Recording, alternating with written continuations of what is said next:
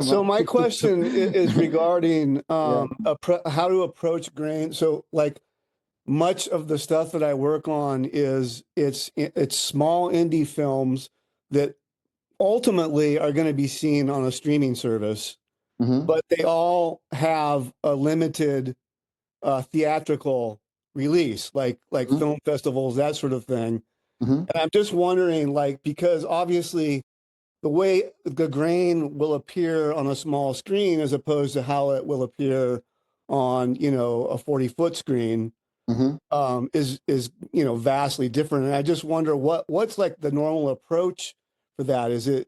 Are there typically two masters prepared? Okay. Yes, that's exactly what you want to do in an ideal scenario, right?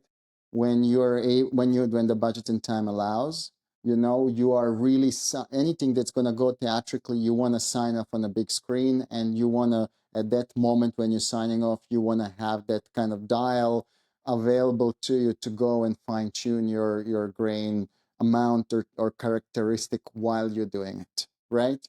You will see, like, your grain is going to look amazing on your LG, but the moment you go to a cinema, you put it on and you start tweaking it, you're going to find that the slightly different setting is going to be much better. And also, like, from scene to scene is going to, ask for variances, depending on the screen size, because, the perceived brightness, because you understand, we're not just regraining image, we're adjusting image graininess, and the graininess is a perceptual effect, not kind of technical effect, right?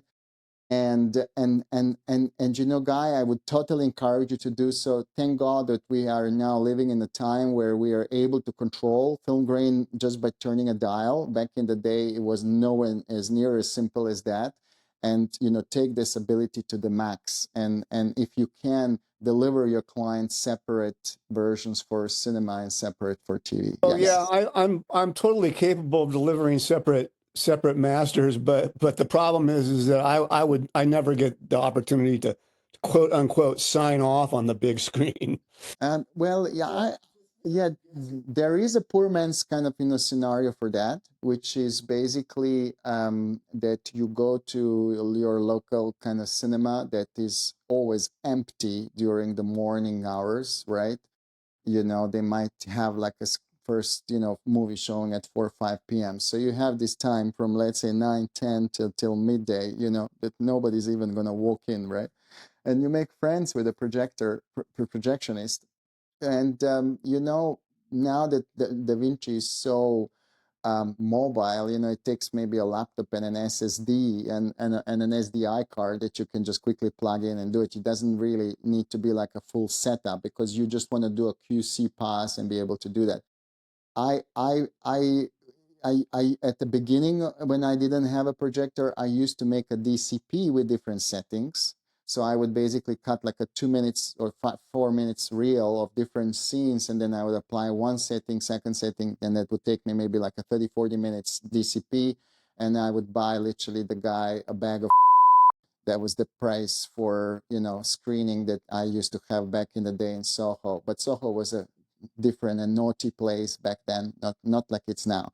So I'm afraid there is no other way for you to tweak it unless you see it on a projector, because those DLP projectors as well, the DCMA projectors, they have a very particular way how they display, and the size of the screen and amplification. You will be surprised how large grain appears on a big screen because it's amplified. There is no workaround. I would love to give you a workaround.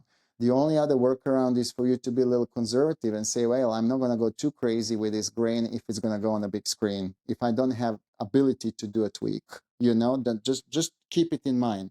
It's going to get very big, and it might look amazing on your LG, but when you blow it up, it might be a little too much. So if you know that you don't have ability to tune it, 10% less. It's a good method. Copy that. Okay, thank you. Yeah, yeah,